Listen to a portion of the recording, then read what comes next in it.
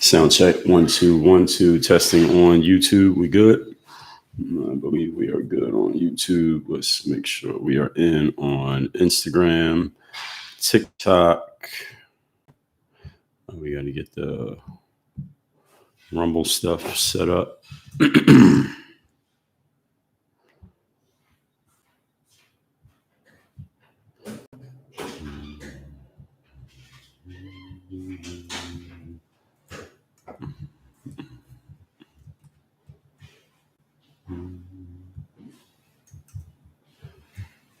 That's in. That's good.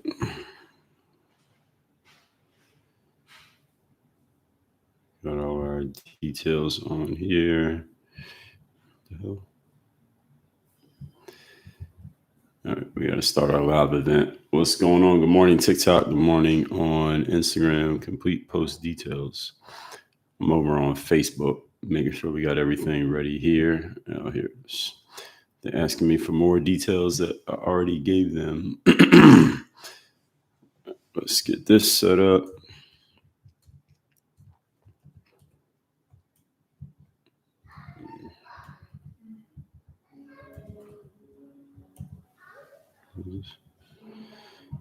Okay, save. All right, now we should be ready to go. All right, let's go. What's the holdup?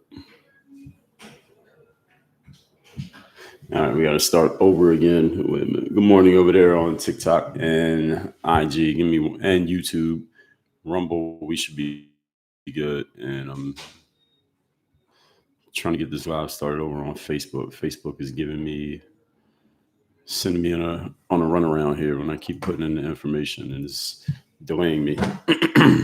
Put my mic on for IG. Make sure y'all can hear me clearly. Now it should be a lot better. All right, there we go. 1 2 3. All right, Facebook is in. Let's make sure Rumble X, LinkedIn is good. All right, now YouTube's on, Rumble X, LinkedIn's good, Facebook's good. It's the thing with scheduling this stuff ahead of time. There's always something.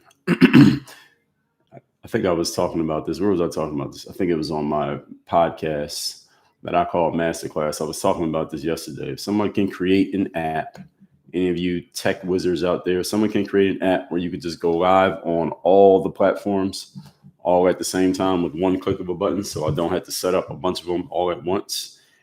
I will be your customer. Your thing actually works. You prove that it works, then I'll be your customer. Because I had somebody who came to me, this is probably like 2016, and they were trying to make it work, but they weren't able to make it work. So if any of you has figured that out and you can make it work, let me know, get in touch with me, and I'll be your customer for that. All right, so we are good on every platform. Now we are good. Topic here today, you know what we're talking about. We're talking about this Daniel Penny verdict in New York City.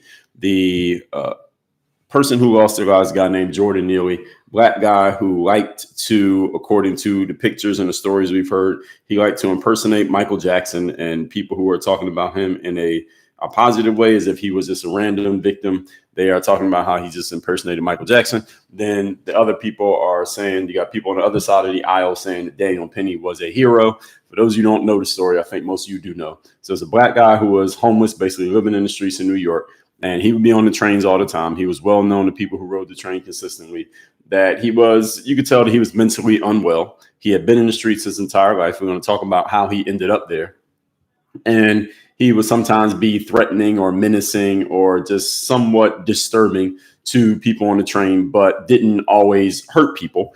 And at the same time, he did have a rap sheet. He had a track record of engaging with police for certain reasons. One particular day, I think it was about a year and a half ago, maybe close to 2 years ago, he's on the train and he's threatening and he's saying things. He didn't physically do anything, but he's saying things that made people on the train feel like he might be violent towards them. So a random citizen, a white guy who is a former Marine by the name of Daniel Penny. Again, white guy. This is important because Jordan Neely is a black guy. Daniel Penny is a white guy. He grabs Jordan Neely, the black guy, from behind and basically subdues him, pulls him down to the ground, and holds him until the train gets to the next stop.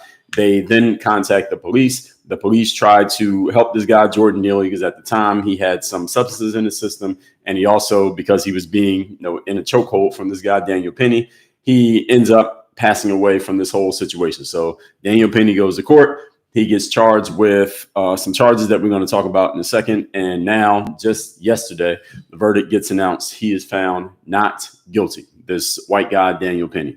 So let's talk about this. We're going to talk about it from several different angles. And as far as this, before I even get into that, I will tell you all that tomorrow, barring any unforeseen circumstances, which there could be, tomorrow we're going to talk about this Jay-Z thing and this civil suit that's getting brought against Jay-Z. Because there's a much bigger picture to it than just the civil suit. The civil suit itself, who knows? It might be complete nothing, as thin as tissue paper, but there's still a bigger conversation to be had about the Jay-Z thing. So I'll probably get into tomorrow, barring anything else popping up.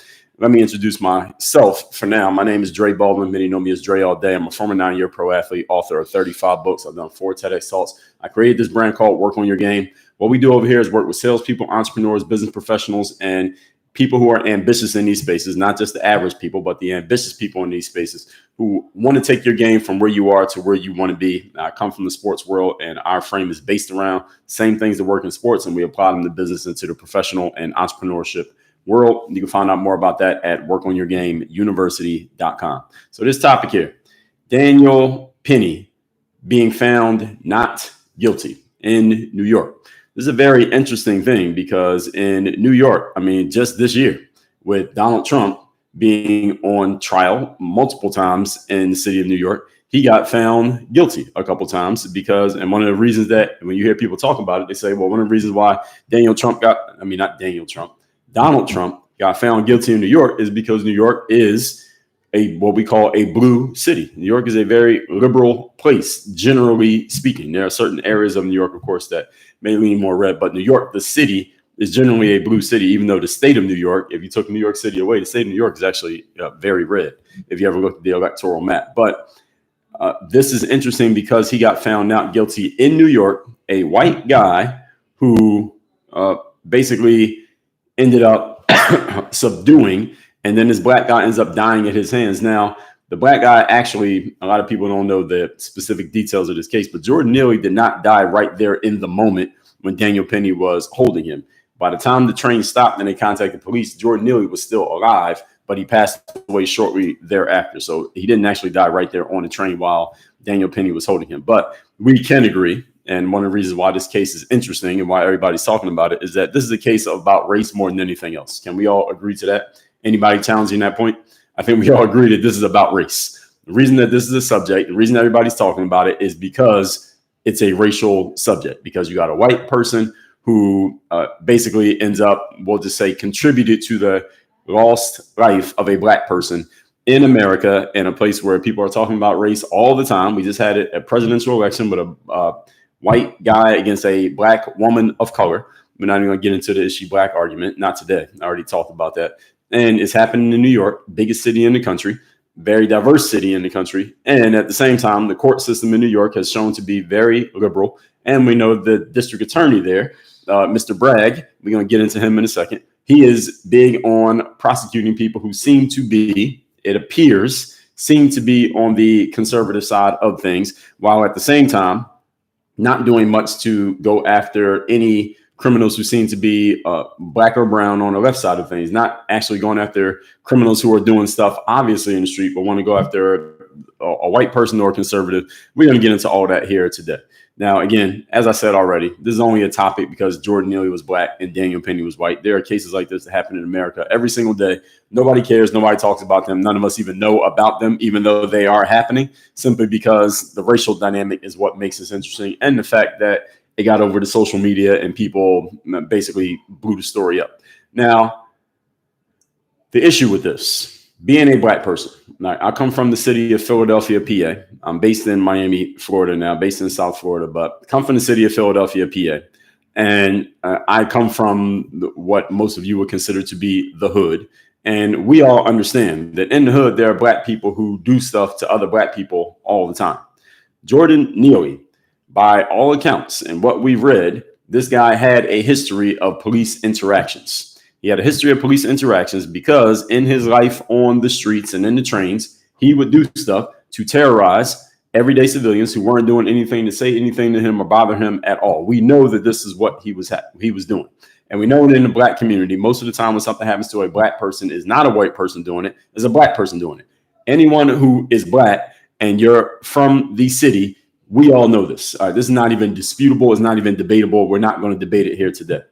This guy, Jordan Neely, had a history of doing things to black people. But as soon as this story came out that a white person did something to him, all of a sudden people get raised up in arms and they can't believe that a white person did this, and this becomes this racial subject. Now, that is not saying, let me be very clear, that is not saying that just because Jordan Neely did some things to hurt black people in the past 3 years ago or 5 years ago or 5 minutes ago, that does not mean that it's okay for a white person to do something to him. Let me be very clear about that. However, at the same time, I am saying that his quote unquote supporters, and it's the same thing I said when it came to the George Floyd situation, these people only popped up as supporters of Jordan Neely after he had passed away and after there was a racial angle to defending his name and defending his honor or his memory or whatever it is that you want to call it. None of you who, some of you, I'm sure some of you are listening to me right now, some of you may be leaving comments right now, who have an issue with what happened between Daniel Penny and Jordan Neely. How many of you were stopping and talking to a guy like Jordan Neely every day? How many of you ever approaches a guy like that? How many of you, when you're on the train, especially in New York, and I've been on the trains in New York many times, and some homeless person comes on there and they're acting all erratic and they may be under the influence of something, and they're the type of person that generally we ignore or we get away from. How many of you ever engage with a person like this on a consistent basis or engage with them at all? For the most part, the answer is, for all of us, none. Especially if you live in a city like New York, you're on the train all the time. You learn to tune these people out and completely ignore them. But now all of a sudden, because he lost his life, now everybody's shedding tears over him and they want to act like he was some type of hero for the community. I don't agree with this. Now, again, at the same time, I am not saying that just because you would ignore him on a daily basis does not mean it's okay for him to have lost his life the way that he did. At the same time, I'm also not saying that is wrong.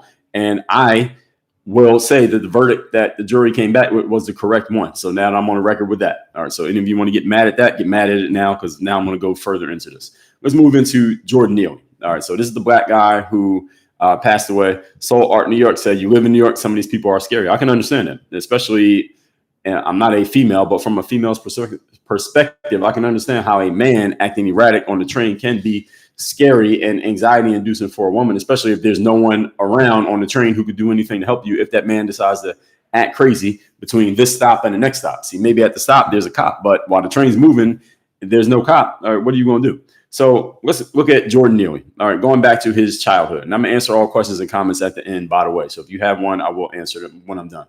So we know that Jordan Neely had a troubled childhood. I don't know if all of you know about his background. So first of all, his mother and father were not together. His biological mother and father were not together. His mother was with another man as he was growing up. And when he was I believe it was in his teen years, his mother was killed by the guy that she was with, not his biological father, but a different guy.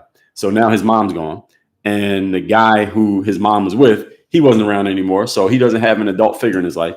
His dad had nothing to do with him. His dad was not involved in his life at all. We're going to come back to his dad in a second. So this guy, Jordan Neely, this is the guy who just passed away, or he passed away last year that led to this case. He ends up in foster care. And any of you knows anything about the foster care system, not a place where you want a child to end up. If you want that child to be successful, foster care system is not a place that you want to be, not a place you want to go, not a place you want to know anything about. Now, his dad, Jordan Neely's dad, had nothing to do with him throughout his life. That's why he's living on the streets and on trains and in and out of the system on drugs, etc. Jordan Neely's dad pops up last week. He pops up and he's filing a lawsuit against Daniel Penny, the white Marine who basically choked his son. He's filing a lawsuit against that guy. And then he's standing in front of the courthouse on the steps. You know, outside of the court, they do those press conferences and stuff. He's standing on the courthouse steps, basically preaching This is before the verdict got read, before the verdict came out. He's talking about how America is racist, et cetera, et cetera. I mean, the song and dance that these folks do. And then, of course, after the verdict gets read, it is said that, because there are no cameras in the courtroom, but it said that he stood up in the courtroom. This is Jordan Neely's dad, the black guy who passed away. His dad stands up and says, and he's making threats and saying something's going to happen to Daniel Penny and America's racist, et cetera, et cetera. He gets escorted out of the courtroom. Now, we're going to come back to the dad in a minute. But I will say off the top that this dad is a piece of shit. The reason he's a piece of shit is not because of the things that I just listed off that he said, but the fact that he was not around for the entirety of his son's life. And he only popped up when he had a chance to file a lawsuit. And now, I mean, his son's already passed away. So to file a lawsuit, which means you can make some money, because a lawsuit is just making money. Nobody goes to jail over a lawsuit. You lose a lawsuit, you got to pay money. You lose a criminal suit, you can go to court. A criminal case, you can go to jail. But if you lose a lawsuit, also known as civil court, only thing that happened is you have to pay money. So this guy's basically trying to get paid off of the death of his son when he didn't do anything to support the life of his son the entire time his son was alive. That's what makes him a piece of shit. We're going to get to him a little bit later. So let's get back to Jordan Neely. All right. So now I told you about his background. This guy had a troubled childhood. I think we can all agree to that. All right. You're with your mom and dad not together. Your mom loses her life when you're a child, and your dad doesn't want nothing to do with you. So you have nowhere to go. You end up in foster care. I think we can agree that's a troubled childhood just off that alone. Now, Jordan Neely himself, after all of this, he ends up with a long criminal record, which I think we can say we can see that coming. All right. With this kind of background, I could see somebody ending up with a long criminal record. So over an 8-year window, this guy was arrested 42 times. This is all just straight up factual information about him. In an 8-year window, he was arrested 42 times. Yet he was still, by this point, still out on the streets, doing his thing. Some of his infractions that he was charged with, one of them was he punched a 67-year-old woman in the face. Again, this is factual information about Jordan. This is the guy who lost his life in the Daniel Penny case. One of his cases, he punched a 67-year-old woman in the face. Another one, he tried to kidnap a 7-year-old girl by grabbing her and dragging her down the street. All these things he got arrested for. He engaged with police and ended up getting arrested for these things. New York City has a list. I didn't know this was a thing, but I come to find out. New York City has a list of the scariest homeless people in the city, and he was on the list. It's the top 50. It's like the most wanted list, but these people are not technically not wanted, but they are known. The top 50 scariest homeless people in New York, he was on the list of the top 50. And now the question is, all this being said, especially those of you who may be defending Jordan Neely and don't like the fact that Daniel Penny got found not guilty. The question is, does any of that matter? Any of these facts that I just laid out about Jordan Neely, and these are not all the facts, these are just selected facts. Do these facts matter? The answer is yes, they do matter. Why do they matter? They matter because we have to consider the context of who the person was, what they've been doing, and what they may have been capable of doing under the circumstance in which Daniel Penny grabbed Jordan Neely and put him in that choke position back in 2023 when this ended up becoming the case. Does that matter? Yes, it does matter, because all these things get presented in court. Because if these are the things that he's done in the past, even if he's not doing anything right now, well, we know what his track record is. Does your track record matter? Of course, your track record matters. If you have a track record of getting in trouble and then you get in trouble again, you're more likely to get dealt with harsh punishment simply because you got into trouble in the past. Whereas if you never got in trouble in the past and then you get in trouble once, then you're more likely to be dealt with in a more lenient way simply because you don't have a history of doing stuff that is, let's just say, negative. But let's move on to the specifics of what was happening in the case. So according to records, what we found out about Jordan Neely, this is after his passing away. He was high on a drug that they call K2. I never heard of the drug K2. Any of you familiar with it, ever taken it before? Hopefully not. But this drug K2 is a drug that the way that it is designed is that there's not a real way to measure the amount of it in your system. We can see that you have it in your system, but the way to measure the amount is kind of hard to measure. You can't really measure the amount. But it was proven that he did have it in his system. Now, here's the issue. Good morning, Brittany, over there on TikTok. Thank you for moderating. So when the police arrived on the scene, I said this already, he was still breathing. Jordan Neely was still alive when the police arrived on the scene. Now, here's the most important part. The medical examiner, this is the person who basically looks at the body after someone passes away, and they determine what was the cause of death. So this was the key to the George Floyd situation in Minneapolis, and it was probably key to this case here in New York, even though they ended up with two completely different outcomes. So going back to the George Floyd situation, those of y'all who don't know this, you should know this. There's a documentary out there called The Fall of Minneapolis. If you haven't seen it, it's free. It's on YouTube. Look it up and watch it. In this documentary, The Fall of Minneapolis, here's one of the things that gets shown. And by the way, the person who made this was given the details about the George Floyd case that wasn't told in the mainstream media. That when the George Floyd examiner, the person who examined his body after he passed away, right? Y'all remember George Floyd, right? The knee on the neck, and all y'all know what I'm talking about. The examiner did the initial examination on Floyd and said it was documented. This is written down. It said he did not die from not being able to breathe. That is not where he passed away. He did not die from that. He died because he had an overdose of narcotics in his system. So any of you who saw the full body cam footage video from the George Floyd situation, and the full footage is when the cops first show up. They go in the store, they talk to the register guy, and the guy says, well, that guy tried to use a counterfeit bill. They go and they say he's still sitting in the car over there. The cops walk over to the car, and George Floyd is sitting in the driver's seat of the car. The full video. I'm not talking about the part where all you see is the cop kneeling on his back. I'm talking about the full body cam footage. If you haven't seen that video, it's probably on YouTube. Look it up and go watch it. Or you can find it somewhere on social media. You know how to find this stuff. When the cop first walks up to George Floyd's car, or the car that George Floyd is sitting in the driver's seat of, you see when the cop starts to tell George Floyd to get out the car, you see George Floyd put something in his mouth. So he had some narcotics. He basically swallowed the narcotics so he couldn't get caught with the narcotic, because the narcotic would mean you're going to jail just for the fact that you had it, because you're not supposed to have it. That drug, along with whatever else he had in his system, led to, according to the medical examiner, this is not Dre's perspective. According to the medical examiner, that's what he passed away from. That was the initial report that the medical examiner gave regarding George Floyd in Minneapolis. Here's what happened. Again, this is in the documentary. We know this became a huge case because I remember the date. This was May 25th of 2020.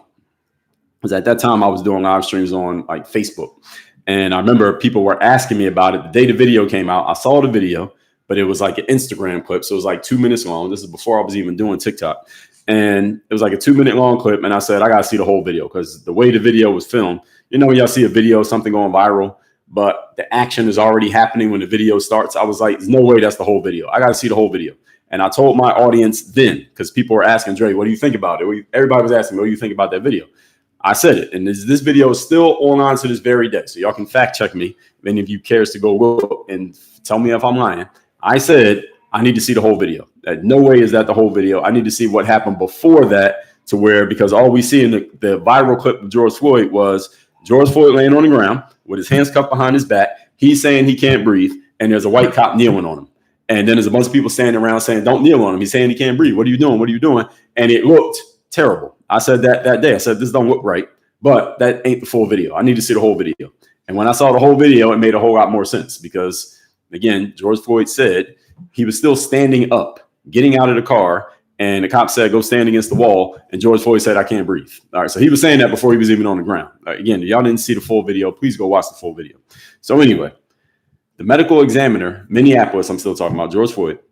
Medical examiner said he died because he had a toxic amount of drugs in his system, and that caused your heart rate to go up. And he kind of was like stressing. He basically stressed himself out, for lack of a better term, during this entire situation, because now he got the cops on him and he didn't want to go back. He didn't want to go to jail. He didn't want to get in trouble. And then they're trying to put him in a police car. And he said he was, what's the word that he said? He just didn't like small spaces. I forget, the term is escaping me right now. But y'all know what I mean. He didn't want to be in a small space. Put me on the ground. He said they put him on the ground. Now he's trying to fight while he's on the ground. He got 4 cops around him. His hands are cuffed behind his back. He's already got the drugs in him. He's nervous and anxious about the fact that he is probably about to go to jail, because they're trying to put him in the back of the police car. And he basically stressed himself out. Again, this is the medical examiner said this. Yes, claustrophobia. Yes, thank you. That's what he was. That's what the medical examiner said. Then what happened is the FBI came and visited the medical examiner. This is all in the documentary. This is not, I'm not making this up. This is not my version of events. because this became such a big story, we know everybody was talking about it, right? So this is 2020. So this is when Trump is still president, but this is the middle of this in May. So the election was in November. They're going at each other at this point. There is Joe Biden is running against Trump, and Joe Biden is they're racializing this. This is the summer of social justice. So the FBI is involved. They go visit the medical examiner in Minneapolis. They visit the medical examiner, and all of a sudden, the medical examiner makes a new report. And in the new report, it's he passed away because he couldn't breathe. That's literally what happened when it came to the George Floyd situation. It went from he passed away from basically overdosing in his system on stress and whatever he had in his system, whatever he had taken, etc. It went from that to he passed away because he couldn't breathe. They changed the report. Now, I'm telling you all that to tell you this. Here's what happened in New York with Daniel Penny and Jordan Neely. There was a medical examiner. There's always a medical examiner. Someone passes away. So when she got put on the stand, here's what she said. The woman who's the medical examiner for Jordan Neely. She was asked, did you consider the toxicology report when you made the ruling about how Jordan Neely passed away? Because as I told you, he had a drug in him called K2, which is a drug that you can only notice that they have it in the system, but you can't notice how much there is. So all you can do when you measure for this drug, for whatever reason, you can just see that it's there, but you can't measure like amounts. So they asked her on the stand, did you consider the toxicology report and whatever drugs might have been in Mr. Neely's system when he passed away? She said this. Pay attention to this. She said she did not consider the amount of drugs in the system before ruling that the way that Jordan Neely passed away had to have been the chokehold. She ruled, her finding was he passed away from the chokehold. And I'm bringing this up to juxtapose it with the George Floyd situation because they both allegedly passed away from the same thing. It was George Floyd's. It was changed to he passed away because he couldn't breathe, knee on the neck. And this one was he passed away because he got choked out. But George Floyd, we know the cop got found guilty. Daniel Penny here, he gets found not guilty. And I'm going to explain the significance of that in a moment. I want you to re-listen to what I just said. I got to say it again because I want to make sure y'all understand this. The medical examiner says she did not even consider the toxicology report. Y'all don't know what toxicology is. That means, did you have any drugs in your system when you passed away? Or do you have any drugs in your system, period? So if someone did a drug test on me, they get a toxicology report. Is there anything in my system? She says she didn't even consider the reports before deciding and determining that this guy had to have passed away from getting choked out. That is medical malpractice. How can you do that? That's medical malpractice. She should have her license revoked for doing that. And this is what she did. She just said, well, he had to have passed away from being choked out. Now, this is all happening again in a very liberal town, New York.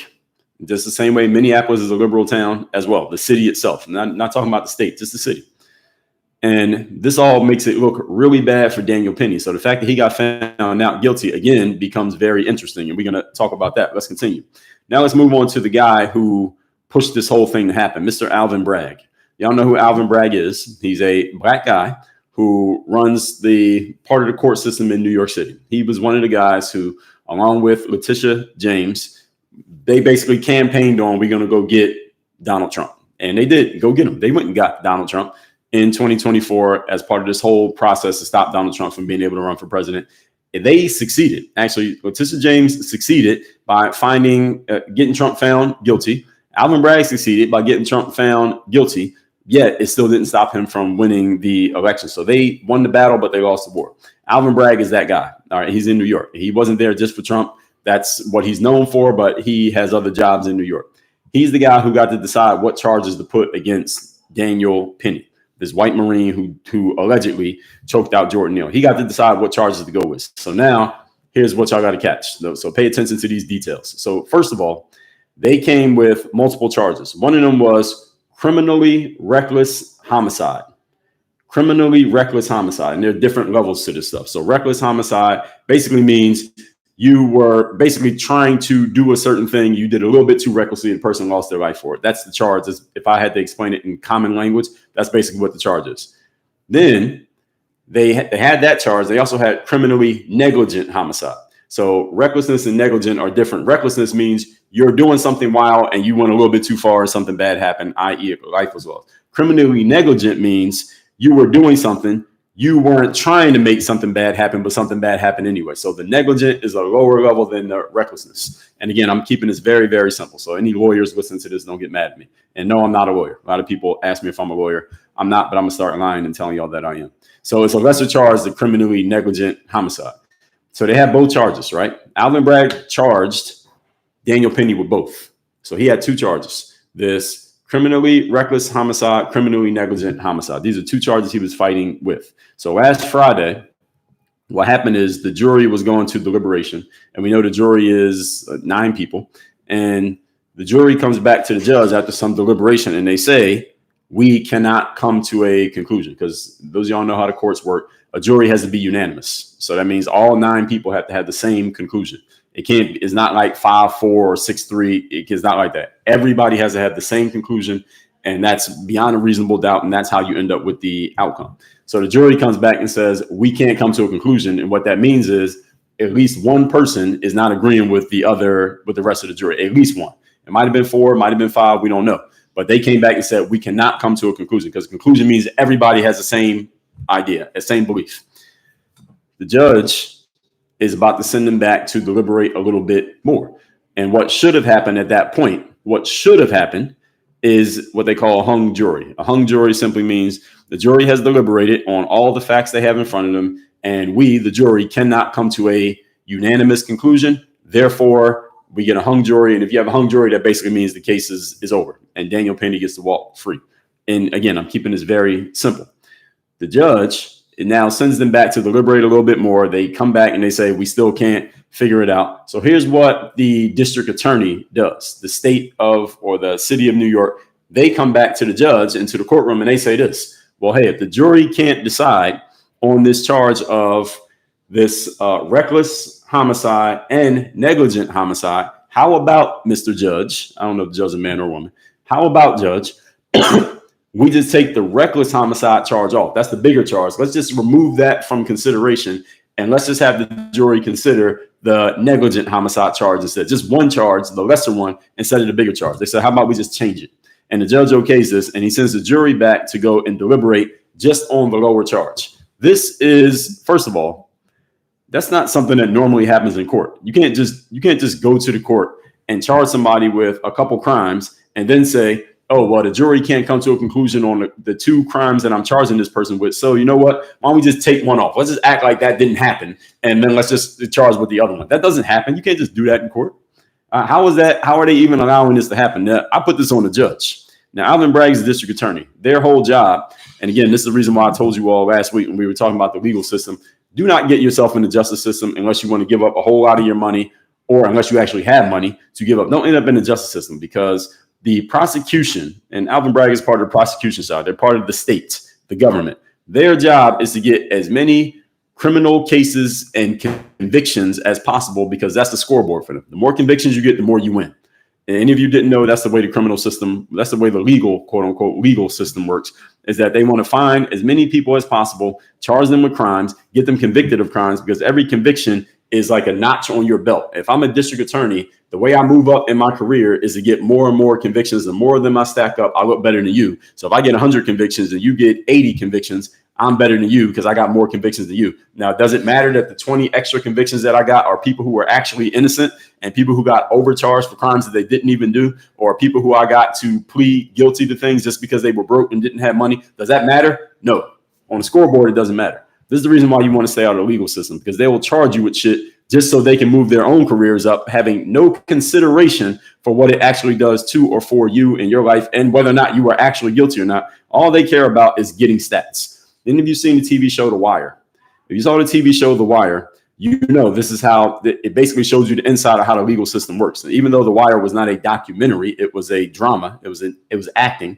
The guy who made The Wire, the guys who put that show together, actually did work in the legal system. So they were drawing it based on their own experiences. And this is what happens. It's all about the stats. So if a police officer, let's say you're a lieutenant and you run a crew of police officers, and your bosses are they're breathing down your neck as the lieutenant and saying you all aren't policing enough crime. They got to do more policing. What that means is coded language. You lieutenant, need to send your officers out into the streets, and I need to go get some more stats. And they call it juking the stats. You just got to go get some more stats that proves you're actually doing work. Now, why would they want you to do this? You do this because if the cops go find more crimes, and then they charge them and they get them on the books, then the lieutenant can go up to their boss. They can go to their boss, and they can eventually, it goes all the way up to the mayor, and the mayor can say, hey, citizens who voted for me, look how much crime I'm fighting. Look at all this crime that we've caught. Look how we've put more criminals behind bars. Look how we gotten more convictions. And it makes the everyday citizen who doesn't understand how the game works think that means that the cops are doing a better job of doing their job because more people are going to jail, even though you may be sending people to jail who shouldn't be in jail. And this is the whole system. This is why you want to stay out of the legal system. And this is why if you don't have money and you end up charged with something like that Khalif Browder case that I've mentioned here a few times on my previous lives, you can end up in jail even if you didn't do anything wrong. And if you have no money, you can't get out. And you can't afford to prove that you're innocent because you're broke. This is why you need to stay out of the legal system. This is their whole game.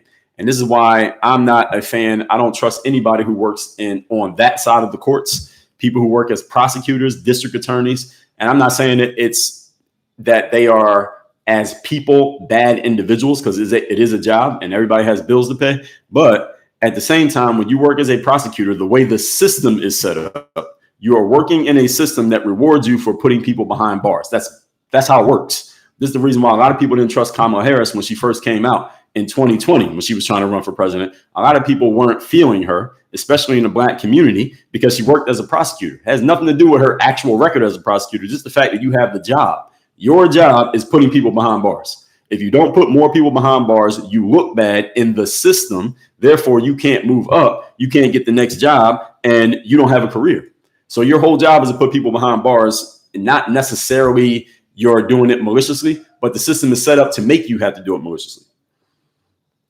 That's the problem with the legal system. Alvin Bragg basically has a similar job to what Kamala Harris had. They have similar jobs. They would have been teammates. If they both, Kamala was in California, Alvin Bragg's in New York. But if they lived in the same state, they would have been on the same team because that's their job. Let's just find cases and charge people. So in the TV show The Wire, for example, when the lieutenant gets pressure on them, like, y'all got to do more policing. That's code language. You know what the lieutenant does? He says to the cops, the beat cops who go work every day, he says, yo, go around and write parking tickets on everybody so we can get more, we can just have more stats. This is what they do. This is called juking the stats.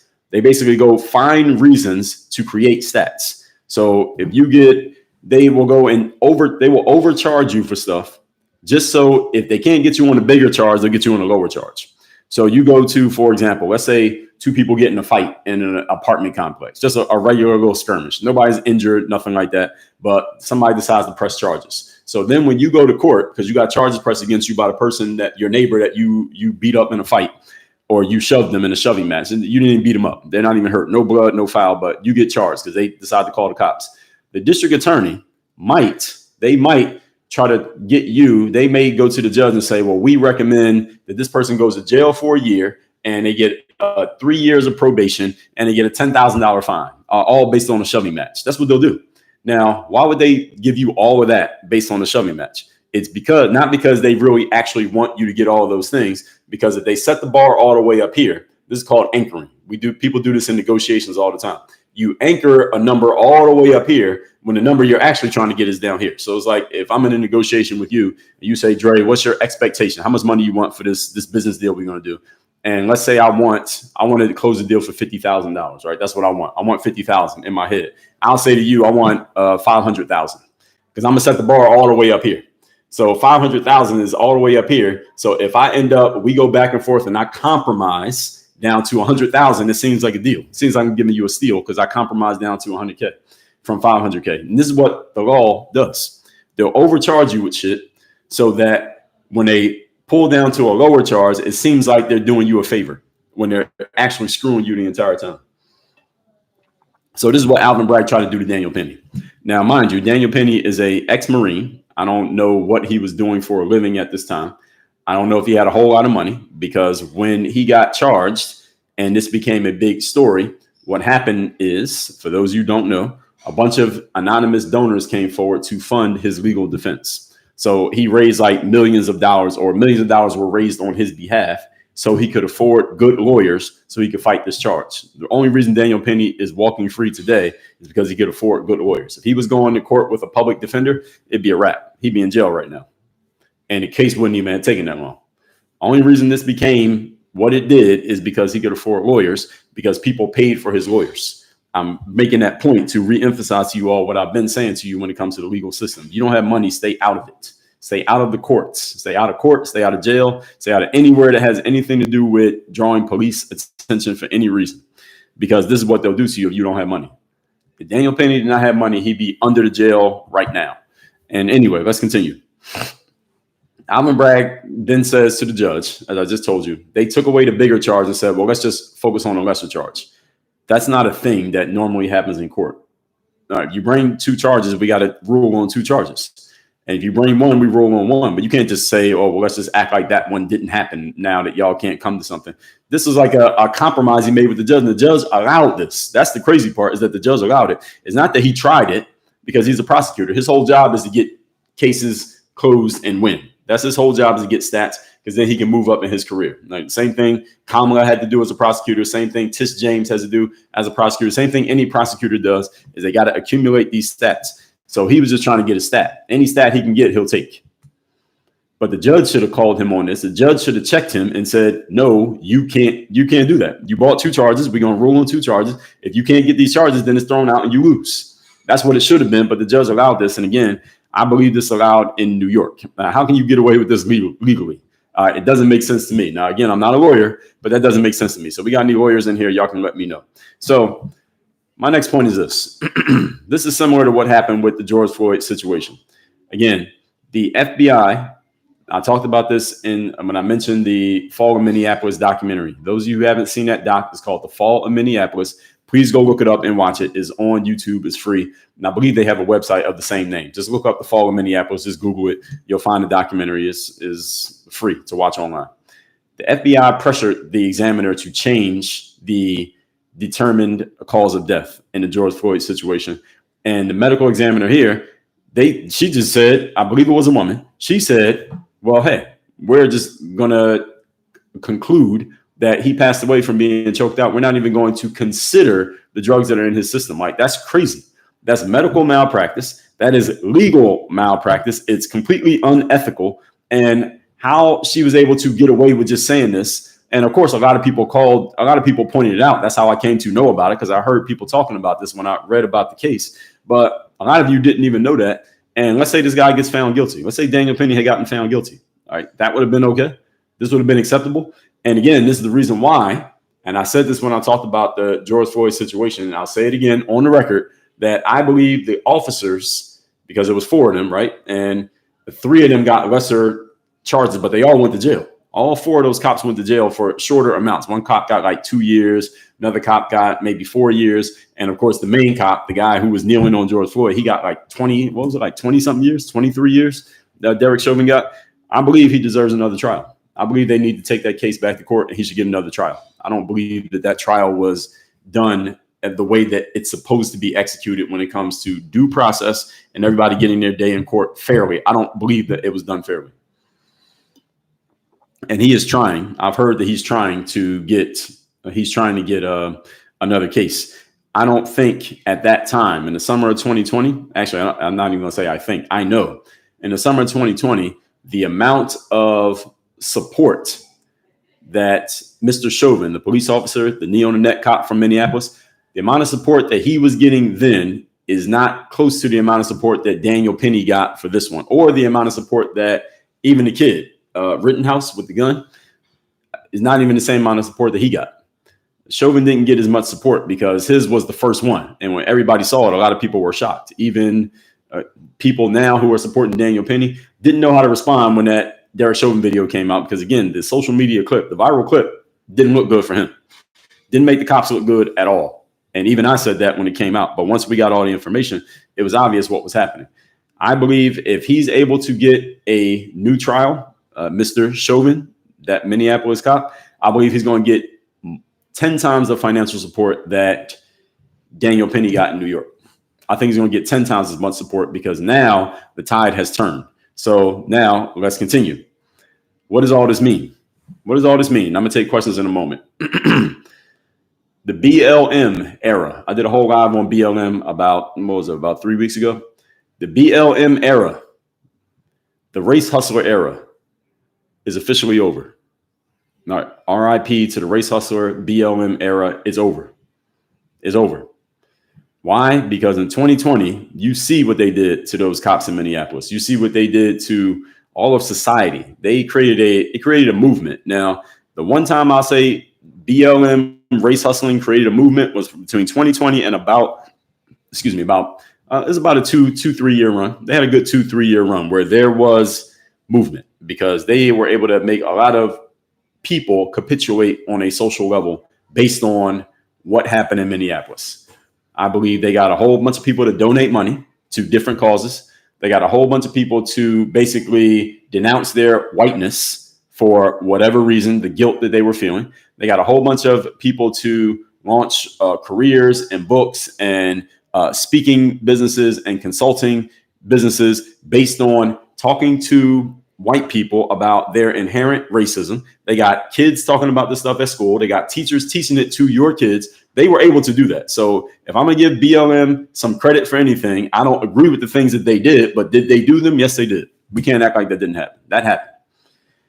But now that era is over. I think the Donald Trump victory last month in the election, combined with this outcome, because this is a high profile case that everybody is paying attention to, the combination of those two outcomes, I believe, is proof that the BLM race hustler era, they had a nice little run from, I would say, 2020 to about 2022. And then it was running on fumes for the last couple of years, but it was still existing. I think this right here is the nail in the coffin. I think is over. That era is completely over. So calling the United States a inherently racist country is over. Calling white people inherently racist and forcing white people to denounce their own whiteness just because they're white and you're not is over. This whole concept of America was stolen from these people is over. I mean, people are still going to say it. What I'm saying is the momentum behind the language is over, that people are not listening anymore. And I think we saw that. We saw that very obviously with the election of the re-election of President Donald Trump. Kamala Harris pushed it for her entire campaign, her whole 100 days of campaign. All she pushed was this guy's dividing, and she never pulled the race card, but she had a whole bunch of people working for her who were pulling the race card the entire time. And we'll never get another chance to vote again. And all these things, it was a loud and clear signal from the United States of America, meaning the people of America, that, okay, we're tired of hearing this shit. All right, we don't hear this shit anymore. Do you have something of substance to say, Miss Harris? No, you don't. Okay, we're choosing this guy. That was obvious then. And this one is just a double whammy. It's like a 1-2 combination. So it's kind of like you hit somebody with a straight right hand and a left hook. All right, just to be sure. And this is the left hook. And let anybody know, all right, we're done with this. This era is completely finished. So the demand for racism is outstripping the supply for racism. And the first law of economics, folks, is supply and demand, meaning that the supply and demand need to meet. So if there is more demand for a product than there is supply, then what you have is you got a whole bunch sitting in your warehouse that you can't sell. You got an overage of your product, and you can't move this product because you supplied so much of it, but nobody's asking to buy it. There's a problem. And right now, there's much more supply of people looking for and trying to call things racist than there are people willing to buy and accept that things are racist. And this is the problem that the BLM race hustlers have right now. If you didn't read the writing on the wall a month ago, or even over these last couple of years, and realize, okay, maybe it's time for me to pivot and kill this hustle because this one ain't working anymore. And people ain't really hearing this anymore. So any of you who's in the race hustling space, any of you who was writing books or doing speaking or showing up at schools, or you were posting on social media about the inherent racism of America and how terrible it is for people who are not white in America, what I'm suggesting to you is you find a new job. You find a new hustle. You can still be a hustler, just don't be a race hustler. Be a different type of hustler. All right, go find something else that you can hustle if you have it. If you have something of substance, if you don't have it, go figure something out, because this game is over. All right, this game's done. And America has told you this. This is not Dre saying this to you. I said this in 2020. All right, mind you, when I told you about Black Lives Matter, when I did that live about a month ago, trashing Black Lives Matter, That material was pulled from 2020. All right, I didn't just make that up to give it to y'all. I said that a long time ago. So I've been trashing Black Lives Matter, but most of you weren't ready to hear that in 2020. Most of y'all were drinking the Kool-Aid. All right, so a bunch of y'all, some of you listening to this, some of you white folks were denouncing your whiteness in 2020. Don't lie. I know. Don't lie. I know you were doing that. And some of you black folks are pushing this. And because you had white people agreeing with the nonsense that you were saying, you got away with that shit, is over. All right. That's the whole point that I'm making. Okay. Okay. So a whole bunch of you race hustlers just got to find new jobs. And that's okay. All right. There are jobs out there. All right. I heard that the Trump administration is hiring. All right. So y'all can, and I heard Kamala says she might run in 2028. All right. They might still have some money left over. All right, I don't think so, but they might. You might as well call and find out. All right, you ain't got nothing to lose. The whole point of it is this era is done. All right, I'm saying all that to say this. Let me just recap these points real quick, and then I'm gonna take questions and comments. So we're talking about Daniel Penny getting found not guilty in New York City over the death of Jordan Neely, the homeless black guy who used to impersonate Michael Jackson, et cetera, et cetera. So I said, and from the beginning, this is a case more about race than anything. We all know it's about race. I wouldn't be talking about it if it wasn't about race. We know that Jordan Neely had a troubled childhood. His mom was killed when he was a child. His dad wasn't in his life. He was in the foster care system. And his dad's now trying to come back and sue New York on behalf of his dead son. His dad's a piece of shit for just trying to pop up and basically financially benefit. His son's dead, so it's not like he's trying to help his son. He's a piece of shit for even trying that. This guy had a long criminal record, Jordan Neely. His criminal record does not necessarily mean that he deserved what happened to him, but does a criminal record matter? Yes, because it gets considered. The context of your life gets considered in these type of cases. So that's why I'm bringing it up. At the time, he was on drugs. He was high on his drug called K2. They couldn't measure how much of it was in his system. And the medical examiner said, I didn't consider the drugs in the system when I decided that he passed away from the chokehold, which is ridiculous. That is illegal in medical malpractice. That she even got away with that is ridiculous. Mr. Alvin Bragg, district attorney, same guy who went after Trump in New York and won that battle but lost the war because Trump won the election anyway. He was the guy who charged the case. He brought two charges, a bigger charge, reckless homicide, a smaller charge, negligent homicide. When the jury was about to be hung on reckless homicide, he went to the judge and said, well, how about we just take away that charge and only charge the lower charge? And the judge accepted this. I don't know how that's even possible. Again, I'm not a lawyer or a judge. How is that even possible? I didn't see how that could even happen. How can you even do that? You can't bring two charges and then say, well, let's just take that one away and just focus on this one. It's not a thing. You get multiple charges and the jury gets to decide on all the charges. Same thing happened with O.J. Simpson. O.J. Simpson, there were multiple charges. So when you see the video of O.J. getting told not guilty, that was just the first charge. But there were more than one charge. He got found not guilty on everything. But the one charge is the one that everybody was paying attention to because that's the one that mattered the most. And this whole situation is similar to what happened with George Floyd in that the medical examiner said one thing. Then he got a visit from some people with the letters FBI on their jackets. And all of a sudden he had a different conclusion. So first of all, it was George Floyd died of whatever was in his system and the failure of his system. Then after the visit from the FBI, all of a sudden it became, oh no, George Floyd died because he couldn't breathe. Oh yeah. All of a sudden you got a different conclusion, Mr. Medical Examiner in Minneapolis. And then George Floyd's family hired an independent examiner. And of course, what do you think his findings were? All right. What do you expect? All of this means, folks, that the BLM era is over. All right. Calling the United States racist is over. Saying that America was stolen from people who actually own it is over. There's no such thing as stealing land. It's impossible to steal land. You control land and you occupy land. You cannot steal land. Any of you who's listening to this, if you have land, you don't actually own it because you got to pay taxes on it. You don't pay your land taxes or your property taxes. You'll find out who actually owns your land. There's no such thing as owning land. It's impossible. But anyway, the United States, being a racist country, is over. The demand for racism has outstripped the supply. All right, people don't want it anymore. So now racism is on sale. That's pretty much what it is. That's what it is. Racism is on sale. It's like Walmart. All right, everyday low prices. So racism is on sale now because there are so many people, did I say demand or supply? So the supply or the demand, the demand for racism, the more people looking to find something as racist is outstripping the supply of things that are actually racist. Now the people who are demanding it, maybe you might want to buy a different product because this ain't happening. All the race hustlers, they're going to go find new jobs. It is a wrap. All that said, let's get the questions and comments. Let me start over on YouTube. Then I'm going to go over to, if I have any on Rumble, then I'm going to go to Instagram. Then last, I'm going to come to TikTok because TikTok probably has the most comments. So over on YouTube, Aswan says, that's what I'm saying. Where was the dad before he became homeless? Well, the dad was out living his life. That's where he was. Mansa, I see you. Briando said, no more race hustling, time to dry it up, dry it out. Yeah, pretty well. People are going to still try to race hustle, but they won't be getting the response from the public that they have been getting. TJ said, I think the DA tried to make it about race. Well, of course he did. That's his job. The DA's job is to get as many stats as possible. Whatever stat they can get, they go for it. That's the whole point. So speaking of how the judge tried to send it back on a lesser charge, yeah, I don't understand how the judge allowed it, because the judge could have just said no, but the judge allowed it. That's the part that I'm challenging. Soul Art New York, good morning to you. Tachumakan, good morning over on Instagram. Enigmatic said, I didn't know you was a pro. Yes, I was. Soul Art said, I live in New York. Some of these people are scary. I can imagine. Soul said, I can't stand dads like that. It's his fault son ended up in that position. Yeah, well, he allowed them to. I don't know why he allowed them to, but he did allow that. Soul Art said, this election shows that people are becoming more authentic and rejecting all the race baiting. Yes, the race baiting did work for a while, so I understand people still trying it. Soul Art said, no government jobs available. Oh, yeah, they're going to cut all the jobs. Yeah, the Department of Government Efficiency.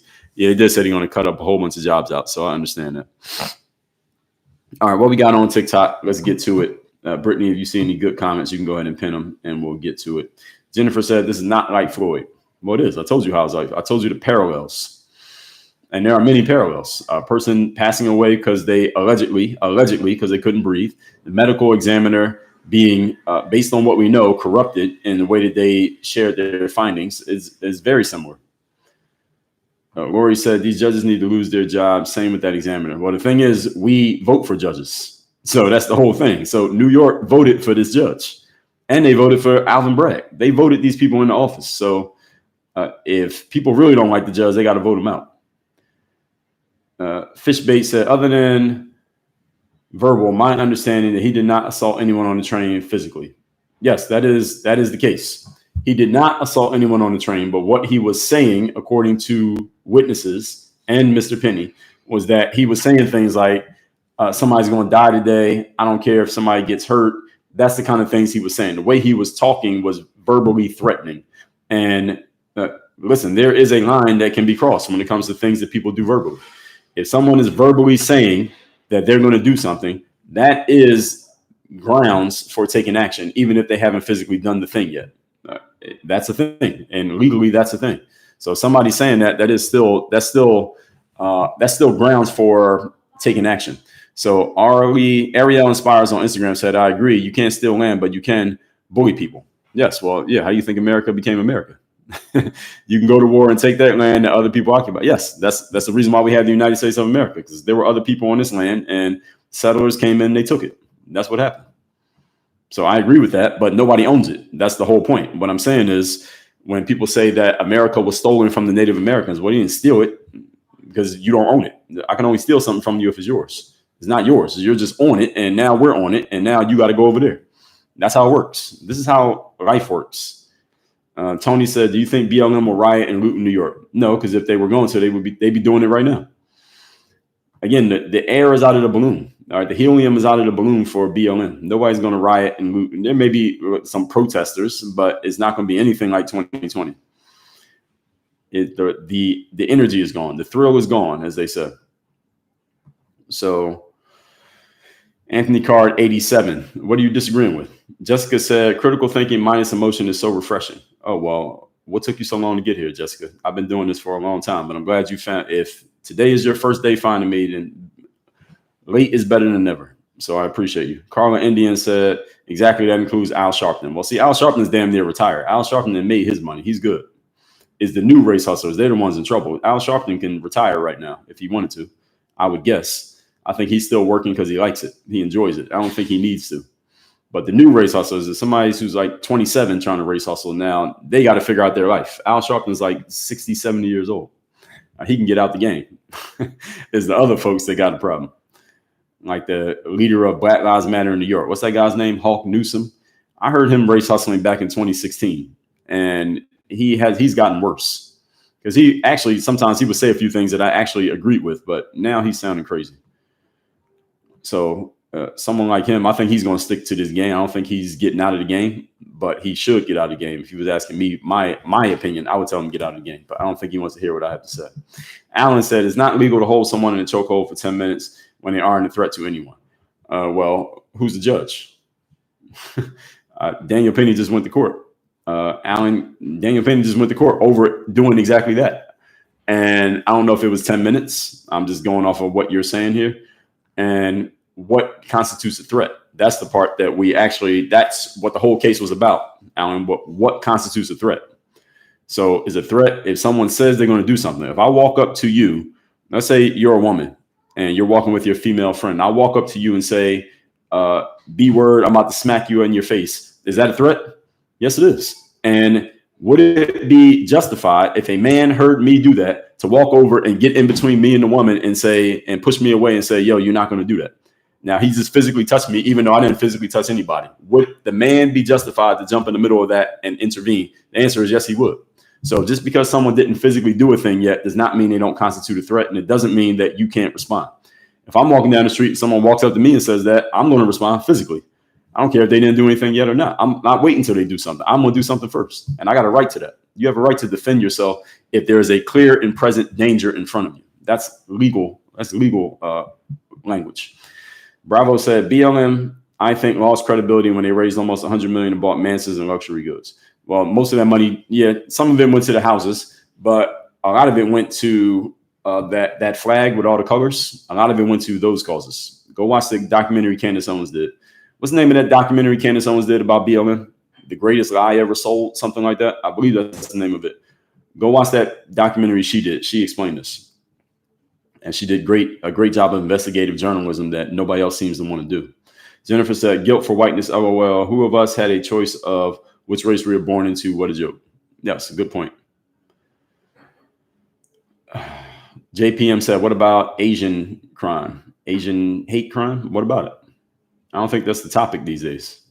I mean, it had a little bit of a run. I remember people were talking about that for about a month or two, but then it got quiet. Carla said, and we are done being quiet about it. I'm assuming you're referring to white folks. Well, we know. I mean, we saw the election.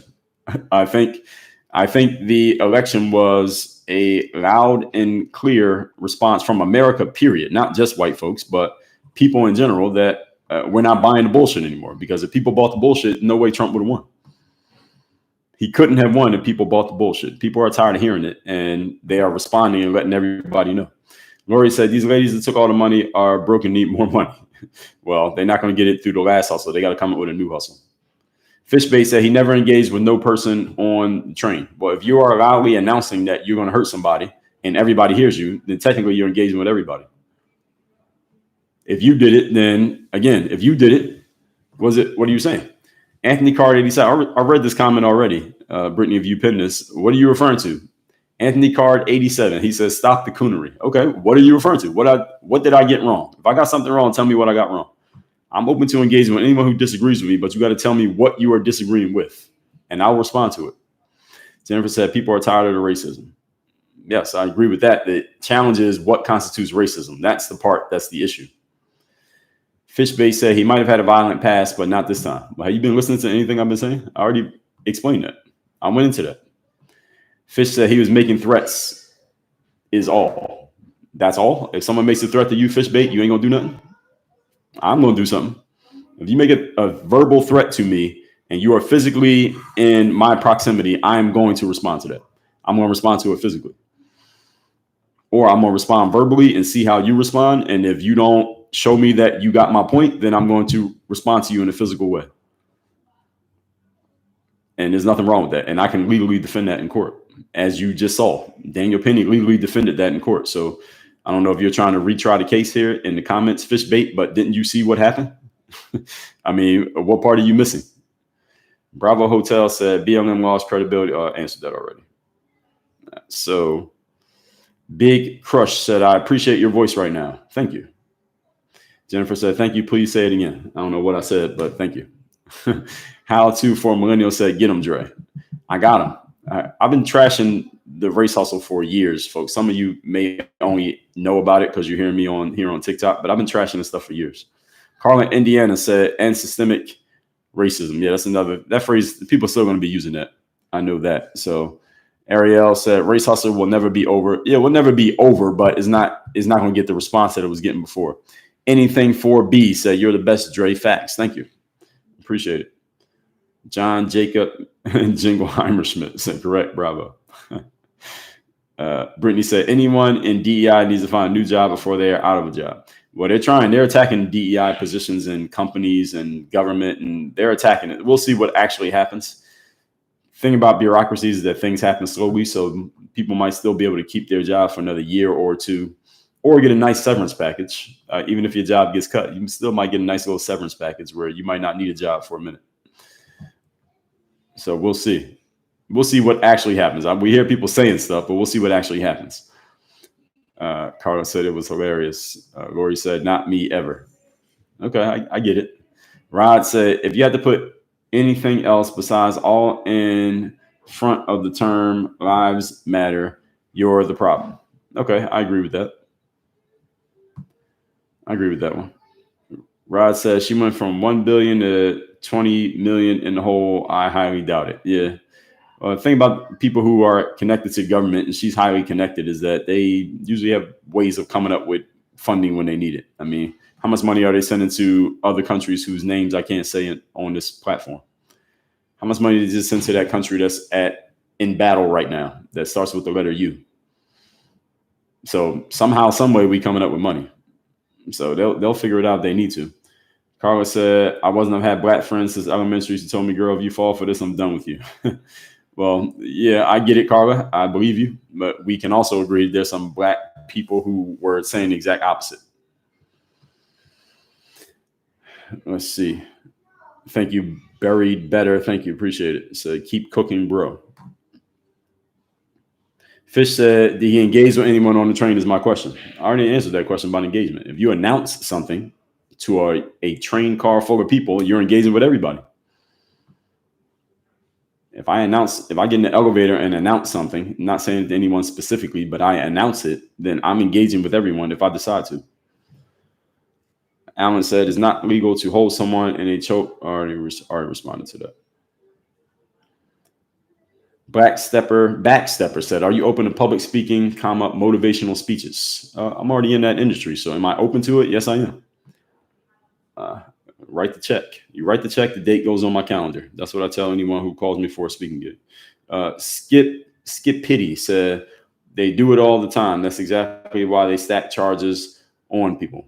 Yes, they're trying to get the lesser charge. It just seemed interesting to me the way it was described. Maybe it didn't happen exactly the way I heard it described, but yes, you're right. They stack charges because they want to get at least something. They get something, then they get a stack. That's the whole point.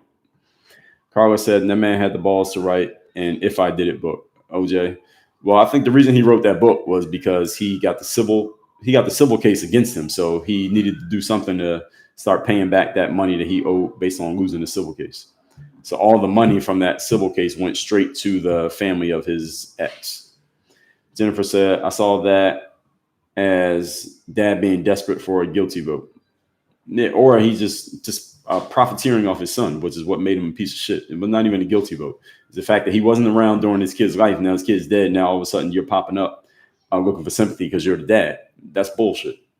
Anthony said, in New York, they can't even look at the second charge until they figure out the first one. Yeah, so that makes it make sense. So for Anthony Elms just explained it, that if they have more than one charge, they got to get the first charge first, then the second charge. Same thing I said about OJ. The first charge was murder one. So after they said not guilty for that, they were happy. They started celebrating before they even read the rest of the charges because they knew that was the biggest charge. So when they just pulled that other charge, that's the part that was crazy to me. Like that part just didn't make sense to me. They just pulled that charge. So Carlos said, we purchased most of the country during the Louisiana purchase. Yes. Okay. I get that, Carla. But let's just say another country decides to come in here and take it from us. They ain't got to do no paperwork. If they can take it, they can take it. The only way we keep this country is if we can physically protect it. That's the way life works, that we have to physically protect our territory. If you can't physically protect it, it gets taken from you. That's how America became America. Some people couldn't physically protect it. It got taken. That's how other countries became what they are too. I got to be careful saying names of countries here because TikTok has warned me. I can't be naming countries. Fish said to many, I think you're spelling that guy's name wrong. Fishbait. Chauvin, Chauvin is how his name is spelled. Many say he's a hero. I don't think many people see him as a hero. I think people just think he didn't get a fair case. I don't think he got a fair case. I don't think he's a hero, but he didn't get a fair case. Traditional said it's over, bring back humanity. Yes, well, humanity's always been here. It wasn't winning the battle for a year or two or three. Carl said TikTok talks a lot. Yes, they do. But that's good. I like reading these. Liberty Lover said Daniel Penny's a hero. There are some people saying that. I don't know if I would go as far as calling him a hero. I would say he's a good Samaritan. I say he saw a threat and he did something to neutralize the threat. I don't think he was trying to end that guy's life. That happened. I think the fact that the guy was on narcotics played a role in his life ending. And what Penny did to grab him probably made his heart race. I mean, he probably went into some type of, I can't explain it in medical terms, but same thing that happened with George Floyd. When he got put on the ground and he's trying to fight, he got his hands cuffed and he got somebody kneeling on him. He tries to fight and he basically overdoses his whole system and the drugs didn't help. So that's what I think. I think Daniel Penny's a good Samaritan. I wouldn't go as far as calling him a hero, but I understand people saying that he's a hero. And it's also kind of a pushback. Calling him a hero is a pushback against people trying to call him a criminal. So I get it language-wise why people are saying that. Mad Scientist said you should flip the video horizontally so people can read the book titles behind you. So when I had it the other way, people were saying you should flip it this way. And then when I had it that way, people said flip it that way. So whichever way I put it, Mad Scientist TX, people say flip it the other way. So I can't please everybody. So for now, we're going to keep it where it is. Wake Up Band said 42 arrests. Where were the parents? Well, mom was passed away and the dad ain't want nothing to do with the kid. So that's where they were. John Jacob said, I want to say you're a very smart man. Thank you for being honest. Enjoy your news feed. Well, thank you. I appreciate you. Randy said, have you always been this insightful? I like to believe that I have. I think over the years, I've gotten better at explaining my way of thinking. I think the more that I do this, the better I get at explaining my perspectives. But I've always had, I believe, insight. I think I do, but some people might think I'm wrong. So I appreciate the compliment via the question. Roxanne said, very insightful. Thank you. And Roxanne, you got the #1 gifter badge. So congrats to you. Carla said, which brings us to election integrity. Not today, Carla. Not today. We won't talk about that, but I'm sure we'll talk about it in the future. Tony said, do you think BLM? I answered that. No, I don't think they will. I don't think they have enough momentum. It's not enough people are that excited about this like in 2020. 2020, well, we already know what happened. And also, by the way, Tony, if you're asking the question, do you think it's going to happen? That means it's probably not going to happen. Because if it's going to happen, it's like immediate. Like with the George Floyd thing, it was immediate. It was like by the time we got around to talking about it, it was already happening. So if there's a space, that means it's not going to happen. So there will be there'll be like little protests and people giving speeches, and there are people who are going to try to keep it alive. But is it going to be anything like 2020? No, because there's just no momentum. There's no momentum for it. So that's why it's not going to happen. I'm just responding to comments on TikTok right now for those of you who are listening to me. Daniel said, yeah, heroes may be a bit much, but he's definitely not yes, exactly, not a murderer or like a criminal murderer, let's just say, because murder can actually be legal in the right circumstance. But he's not. I don't think he's a criminal. Well, we know he's not a criminal because he just got found not guilty. Holly said, I don't believe Daniel meant for the outcome just to subdue him. Yes, well, the court agreed. The jury agreed. That's why he got found not guilty. Iris said, let the libs know how Trump is not a felon. Well, they did everything they could to try to stain his name and it didn't work. So we know they tried. Randy said, under law, assault is not that to include touch. Any touch is then battery. That's correct. Assault means a threat. If I walk up to you and say I'm going to slap you, even if I don't touch you, that is assault. And if you can prove that in court, then I could get charged with assault just for saying that I'm going to do something, even if I don't do it. That's 100% correct. So anyone saying, well, he didn't touch anybody, so that means he wasn't a threat. That's not true. Legally, that's not true. So, and battery is when you actually do something. So usually you see someone get charged with assault and battery because usually there's a threat before the action. So if I say I'm going to beat you up and then I beat you up, well, I assaulted you by telling you I was going to beat you up. I also assaulted you by putting my hands up. By just putting my hands up and looking like I'm going to throw a punch, that's assault. And then actually throwing a punch and hitting you is battery. Battery is when I physically touch you. Assault is when I threaten you. And the threat can be verbal or nonverbal. So if I'm walking on a train, I just bump into you without saying, excuse me. I just bump into everybody. I'm assaulting you because that's a threat. physically bumping you and just acting like you're not there, that is a form of assault and is also battery. So all of those things happen at the same time. That's why the legal system, as I keep telling you folks, just stay out of it. So you don't even have to understand these things. Stay out of the system unless you absolutely need to. First day finding you. Thank you for spreading common sense. Thank you. User 4060. The rioting will be during Trump's inauguration. That's what Obama's calling. I don't think it's going to be any rioting. There'll be demonstrations. There'll be protesters, but I don't think it'll be any rioting. Eric Rody said, my algorithm served me right today. Instant follow-up. Thank you, sir. I'm glad you found me. Thank you, Dorian Wooden, for the heart. Thank you, everybody who sent the badges while I was talking. Dorian got the #1 spot. #1 gifter spot. I do these lives 8 a.m. Monday through Friday, by the way. Everybody who's listening to me. 8 a.m. Eastern, Monday through Friday. I usually talk about a current event, whatever is happening. And if there's not a good current event, then I'll talk about a quote-unquote social issue that I talk about these things all the time, but some of you may never have heard them. So if there's not anything that's kind of hot off the presses, then I'll talk about a social issue. But current events tend to do well when I do these lives. So that's usually what I stick to.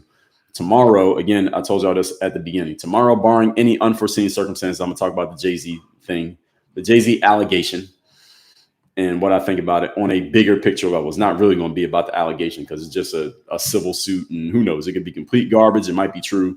We don't know. And I think it might end up getting either thrown out or settled, probably thrown out of court. But we'll see. But I'm going to talk about it in a bigger picture tomorrow, unless something else happens. And then if something else happens, I'll talk about that. And oh, yeah, we still got to talk about the taxing the rich thing. Tax the rich. I'm going to talk about that, too. Ira said Penny is a hero. All right. Fair enough. I know some people believe that. Cantel said there's one human race that exists in shades of color. We are one. Well, yes, there is one human race. I agree with you.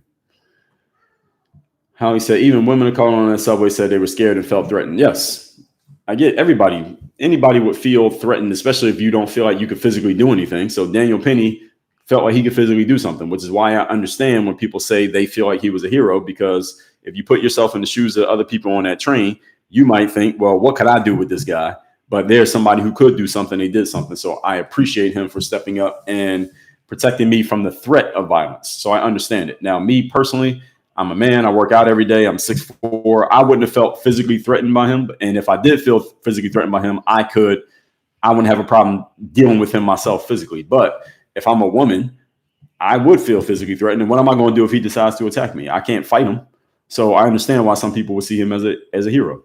So I understand that perspective. I personally wouldn't call him a hero. I would call him a good Samaritan, but I'm not mad at you if you call him a hero. I don't staunchly disagree with the perspective. Alan said he was knocked out unconscious, yet still was getting choked out. Alan, that's not true. He was still conscious when the guy stopped holding him. When Daniel Penny let go of him, he was still breathing. He was not unconscious. John Jacob said, love Candace Owens. Candace Owens has done some great investigative journalism on subjects that nobody else seems to want to touch, which is another interesting thing.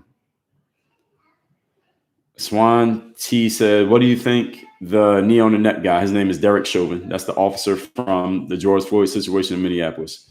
What do you think he deserves instead of 20 years? Again, first of all, Swan T, go watch the documentary called The Fall of Minneapolis so you understand the other side of that story, because there's a whole other side of the story. If you listen to that, then you will understand the context that gives the answer that I'm about to give you is that I believe he should have been found not guilty completely and been completely free. The problem with that is because of the temperature of the climate of the country in 2020, because I believe the verdict came out in 2021, right? So the thing happened in May of 2020 and the verdict was in like March or April of 2021. If Derek Chauvin, that's the knee on the neck guy from Minneapolis, knee on the neck, if he had gotten found not guilty in 2021, there would have been riots and looting, and it would have been worse than what it was in 2020. There would have been complete chaos had he been found not guilty. So I believe, this is just my theory, that one of the reasons he got found not guilty was to preserve the country, because the country there would have been real trouble had he got found not guilty. It would have been similar to 1992, 93 back with the Rodney King thing. Those of you old enough to remember that, it would have been like that had he got found not guilty. It would have been in every big city with a large black community would have been everywhere. So I believe they sacrificed him to save the country. But now that the temperature has died down, I believe he can get the kind of trial he deserves and he can get found not guilty. And I don't think there would be much uproar if he did. There'll be some, but it wouldn't be anything like what it would have been back then. Jessica, yes, that was a lie. You're correct. Hands up, don't shoot was a lie. And mind you, that was under Obama's administration, and his attorney general was a black guy who did it. Yeah, that man was a Marine. Yes, that doesn't mean that doesn't make him right or wrong, but yes, he was a Marine, or he is a Marine. I'm gonna take a couple more questions, then we'll wrap this up. WTF Global, what's going on? Good morning to you. All right. My comments jumped, so I missed a couple of them. Retribution said, glad to see your common sense is growing your fan base. Well, thank you. Me too. Is my fan base growing? Shout out to my growing fan base. Daniel said justice was served. Well, we have to say that. I mean, he went to court. He got his day in court just like everybody else. Howie said, I love your attitude. We're in New York 2 weeks ago, and white homeless man got on the subway with us. And it truly made my girls uncomfortable. I get it. Uncomfortable is one thing, Howie. Now, feeling as if you are being threatened is another thing. There's two different things. Those are not the same thing. I could be uncomfortable with somebody's energy, but it doesn't mean I feel threatened. But I get what you're saying. Eric said, you must make a decision and act in seconds, and it takes lawyers months and years to decide. Yeah, that's the crazy thing about the legal system in America. And that's why you don't want to be in it. Even if you're completely not guilty, even if you got all the money in the world, you still got to keep going to court, and you might lose your freedom. And who wants to be in that situation? MILF Shake said, I think Penny went too far. This is causing a bigger divide, and they knew that. Well, that's fine if that's what you think. I'm not here to argue against what you think, but this is the reason why we have the legal system. He went to court, and a jury of his peers decided that he did not go too far. That's all we can say. Micah Dome said he's a hero. All right. Micah Dome says, stop an army guy who was threatening. No, I think he's the army guy. The guy who did it was the army guy, he was a Marine. I don't think Jordan Neely was in the armed forces. Cliff said, in society, black on black is largely ignored. White on black is magnified. I would have to agree with that. True equality is accepting responsibility too. Yeah, I get what you're saying. Equality is kind of impossible because human beings get to make their own decisions no matter what situation you put them in. So there's no way we can ever have equality or equity or any of these flowery terms people throw around, because as soon as you give people the choice to do what they want to do, you're going to get inequalities. That's how it is. If everybody has access to the gym, not everybody's going to go to the gym. So you're going to have some people in shape, but some people not in shape. That's just how it is. You're never going to have equality. You can give people the same opportunities, but they will end up with different outcomes. Dark educated individual. I've never heard people use DEI that way.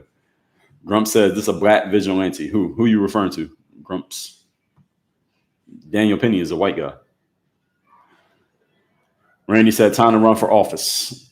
I don't think so. Who's going to vote for me? I would never be in politics because, first of all, to be a politician, you have to tell lies. I can't lie that much for that long to win an election, so I can never run for office. And also, you got to tell people both sides of things. If you tell people both sides, I would tell people both sides. So if I tell people both sides, then not enough people are going to vote for me. Only like people who want to hear logic and reason, they will vote for me, but there's not enough of us for me to win an election. To win an election, you got to move the masses of people. Masses of people don't want to hear logic. That requires thinking. And if you go out and try to force people to think to support you, you're not going to get enough votes. Impossible. Magical said, I love your content. I wish I found you earlier. Well, late is better than never, so I appreciate you. Someone said the prosecution dropped the ball on this. No, they didn't. What ball did they drop? Milkshake. They tried everything they could, and it didn't work. The prosecution did not drop the ball. They did everything they could do. They didn't mess up at all. Now, you can say the OJ case, those prosecutors messed up, but these prosecutors, they didn't mess up. They did everything they could do.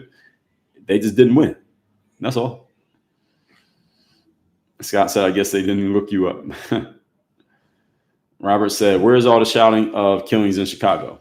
Yes, you got a good point. The thing is, to get mass attention on a subject, you got to get, well, first of all, white people make up the majority of the population in the United States. So to get mass attention on a subject in the United States, you have to get white people to give a damn. And if black people are doing things to black people, why do white people care? They don't care. So this is why. That doesn't mean it doesn't matter, but they don't care. So this is why when it's a white person on a black person, you can get attention to it, because now you can get white people to give a damn because there's a white person involved. That's the reason why black on black violence does not get mainstream attention, because it's just black people doing things to black people. You can't get the people who are the majority of the population in America to give a damn about that. And that doesn't mean it's a bad thing. It doesn't mean that white people should care about black on black violence, but black people should care about black on black violence. And a lot of black people only make noise when there's a white person to blame. That's why I call them race hustlers. Those are the people I'm talking about. The race hustlers are the black people who only make noise when there's a white person that they can blame or they can pin it on, because they understand what I just explained. They inherently understand that they can draw attention to themselves by getting white people to pay more attention. And this also leads to opportunities to make money. And this is why they're called race hustlers. Now, if you're in the black community and you're talking to black people about what black people are doing to each other, I respect that. But if you're only showing up and I only hear your voice when you're talking about what a white person did, I do not respect that. That's what we call race hustling. And you're using dead black bodies to draw attention to yourself. And there's a lot of people who do this. And this is why, again, I call these people out. Hawk Newsom is one of them doing it. And he used to sound sensible. Like about 10 years ago, I heard him. He sounded sensible. Now he's going further in the other direction. I'm not feeling him. What's the guy's name? The lawyer. Ben Crump, race hustler. Al Sharpton, race hustler. Jesse Jackson, race hustler. And there's a bunch more. Ibram X. Kendi, race hustler. There's a whole bunch of race hustlers out there. Roland Martin, race hustler. Tariq Nasheed, race hustler. And some of these people dabble in other things, but they race hustle a lot too. When they race hustle, I call them out in their race hustling. Some of them on social media. Now, some of them have blocked me and some of them haven't blocked me yet. But I will call them out in their nonsense. So don't think I'm just talking about them. I say these things, at least on social media, to them. I don't know any of these people in person. But Rick said, I stumbled across you while sitting in my deer stand this morning. Deer stand? What does that mean? You're hunting? Rick, you hunting deer? Shout out to the people who hunt deer. I think many of you are middle Americans. Shout out to middle Americans. I find, even though I'm a coastal guy, I come from Philadelphia and I live in Miami, I find the middle Americans tend to like my message. So shout out to everybody in middle America and the flyover states. King Matt, I don't think you're hunting in Philadelphia. I'm assuming you're somewhere in middle America. King Madness says, someone threatens to take out a place full of people. They're not taking that person out kindly. Fair enough. That is fair. Baked Ball said, good morning. Good morning to you. King Madness said, wasn't that man a Marine? Yes. You put that up there already. Mill said he's not a hero. Okay, I don't mind not calling him a hero, but he's also not a criminal. I mean, he went to court to prove the criminal part. So that's more on a logical, fact-based thing.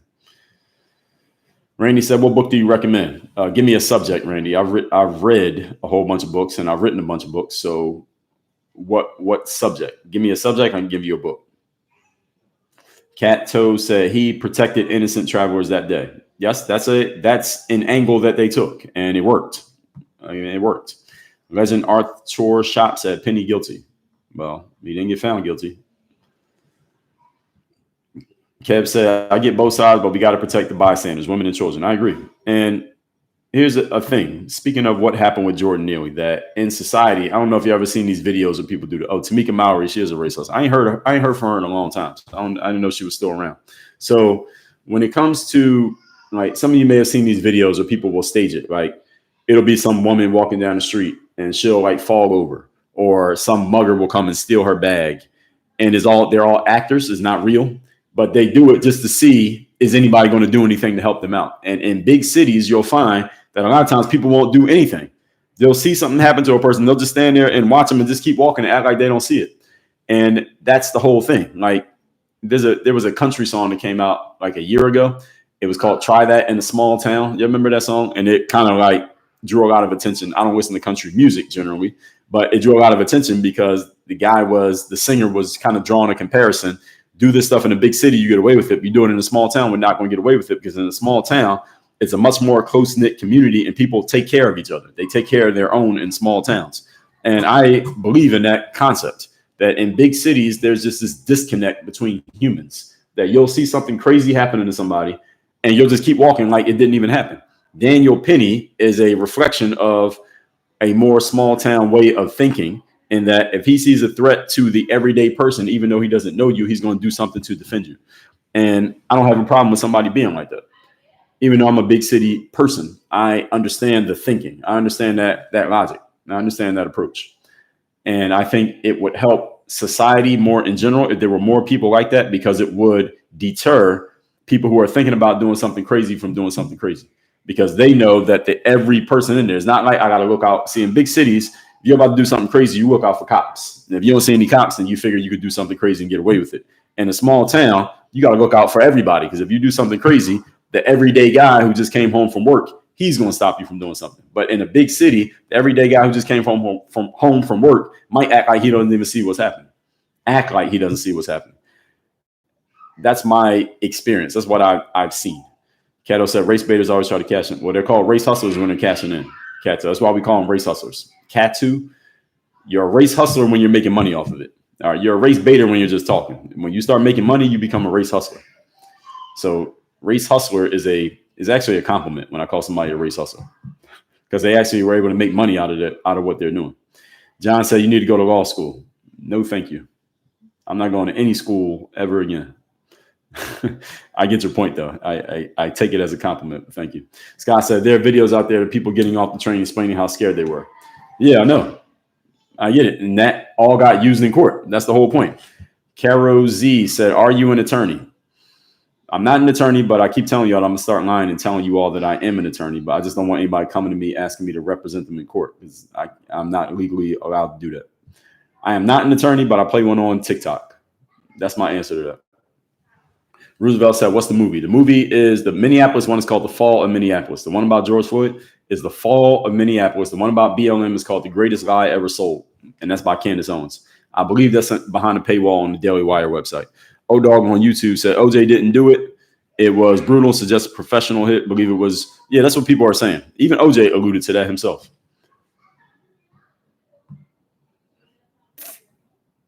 Yankee said, what am I thinking about? I'm just reading these questions and responding to them.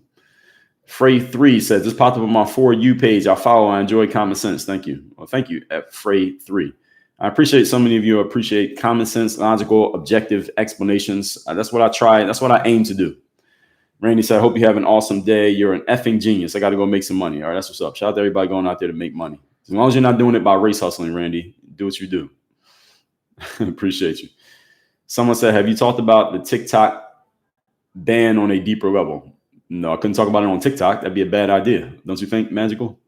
I think that'd be a bad idea to attack TikTok on TikTok. I don't think they would let me do that. Scott said people don't look at the actual autopsy report. Yeah, and even then, the medical examiner tried to ignore it. Well, she did ignore it, and she testified in court. That's crazy. Gypsy Mama said, thank you for the truth. I appreciate you. I appreciate you as well. We have 24,000 likes. Thank you, everybody, for the likes while I'm talking here today. Yeah, it was ignored. I get it. It was politically motivated. I think on some level, yes, it was. I'm going to take a couple more questions, folks, and then we'll wrap this up. We try to end these. I try to do 90 minutes. I'm at an hour and 45 minutes right now. I know I started a little bit late, but we'll wrap this up in a minute. We won't go past 10 o'clock. Black Weasel said, great content, Dr. Dre. Thank you, sir. Q-Host said, even though I don't agree with you, I appreciate you allowing us to speak in your chat without block. Now, I ain't blocking nobody. Thank you, Quay-Host. If you're not spamming me, I'm not going to block you. You can disagree with me. So any of you listen to this, today we're talking about this topic, but I talk about different topics. And I want to be clear on this for everybody. I'm live in 7 different places right now. I'm looking at TikTok because this is the comments. The comments are coming in TikTok. That's what I'm looking at. But I want all of you to understand, you can disagree with me. If you disagree with something that I say on one of these lives, because I talk about different topics. So while you may agree with me today, you might disagree with me tomorrow. That's completely fine. If you can articulate why you disagree, then I will engage with you and I'll tell you what I think. And if you make a good point, I'll tell you. That's a good point. I don't agree with your conclusion, but I agree with your point. I will give you credit for your point. What I find in discourse these days is when someone decides they disagree with another person, they basically try to discredit every single thing that person says, which makes no sense. All right. Even if I disagree with you in general, it doesn't mean you can't make a good point. And a lot of people don't have the, if you want to call it the discipline or the humility to just admit that someone else made a good point, even if you don't like their overall conclusion. So thank you. Somebody said very informative. Thank you. I'm Mr. Minnie Nan Bomom. I don't know what that says. Mimi, your first name says Mimi. So I appreciate you. Thank you. Thomas said, I'm sorry, but if I feel threatened by anyone, I'll do what I have to do to protect my family. Exactly. And to protect yourself. This is the way men think. Now, a woman, on the other hand, she doesn't have the physicality to do that. So that's why a woman can be thankful that there's a man there who would defend her. Ron said, the people that are able to help and protect the helpless. Yes, I don't know what you're referring to, but I get it. 78 countries said, what was this man's family when he needed them? Why was his dad kick him out in the streets? Well, his dad wasn't in his life. His dad was never around until he was dead. Now he shows up trying to sue, which is, again, why the dad's a piece of shit. Just on that alone. Forget about everything else. He's a piece of shit just for that. Leadership Talk said, we'd love to hear more about your journey as an author. I'm aspiring to be. I got a lot of material out there on that Leadership TikTok. Follow me on YouTube. Look up me on YouTube. My name is Dre Baldwin. I don't know, Brittany, if you're still in here. If you could just put my name in a comment and pin it. My name is DRE. Last name is Baldwin. It's in my profile on TikTok. Just look at my profile and just look up my name on YouTube. Make sure those you follow on TikTok, subscribe to me on YouTube and follow me on Instagram. I'm on more than one platform. So I got a lot of material out there, even though some of you just heard me. We got more. Yes, tomorrow, 8 o'clock Eastern. I think we're going to talk Jay-Z tomorrow. That's the plan. Again, something might change because I wasn't going to talk about this today, but the verdict came out. So we called an audible at the last minute to do this one. Scott said, you just have to hope that people listen to you and learn something. And I don't know about playing that game. I'd rather find an audience of people who already I know want to hear it and talk to them. I appreciate that. Q Hayhouse. I appreciate that. We don't have to agree on everything, but we can still have civil discussion, which is what it's supposed to be. That's how it's supposed to go. Somebody said Luigi, oh yeah, the guy from the healthcare thing. We talked about the healthcare thing yesterday, but he didn't get caught till like the afternoon, so I didn't put that as part of my thing. But I don't know what else we could say. He got caught in Altoona. I went to college in Altoona, Pennsylvania. Ironically enough, I am not an attorney, but I do play one on TikTok. Someone said, been waiting for his name to drop for the last year. Who you talking about? Retribution Rising. Who you referring to? So, all right. With all that said, folks, make sure that you're following me on more than one platform. Hopefully, I think YouTube will be around. So if you are not subscribed to my YouTube, I'm telling you to go to YouTube because a lot of things that some of you may be asking, hey, Dre, have you ever talked about this or that or a third? I probably have. If you subscribe to my YouTube channel, you'll see it. My YouTube's over here. I'm live on YouTube right now. Just look up my name. My name is Dre Baldwin, D-R-E. Last name is Baldwin, B-A-L-D-W-I-N. No relation to any other famous person named Baldwin that you know of other than myself. And I'm on YouTube and I have a lot of content on YouTube. I got 13,000 videos last I checked on YouTube. So you can find a lot of my back catalog there. Also, if you have missed any of the lives that I have been doing, I started doing lives every day or every weekday, probably about it's December now. So it's been about 3 months now. So if you go to YouTube, you'll see the replays of most of those lives are in there. Most of them, not all of them, but most of them.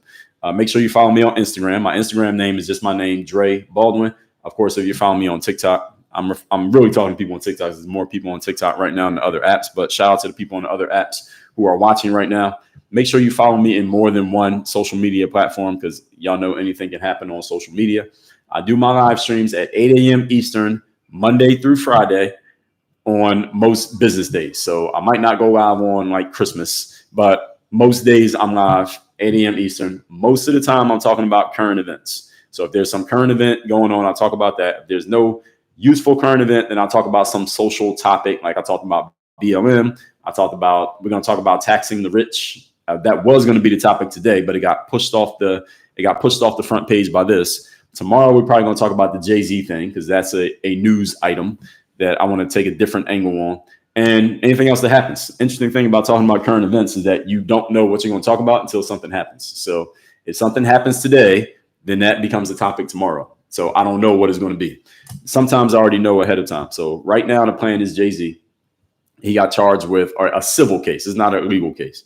A civil charge that he allegedly assaulted someone sexually years ago.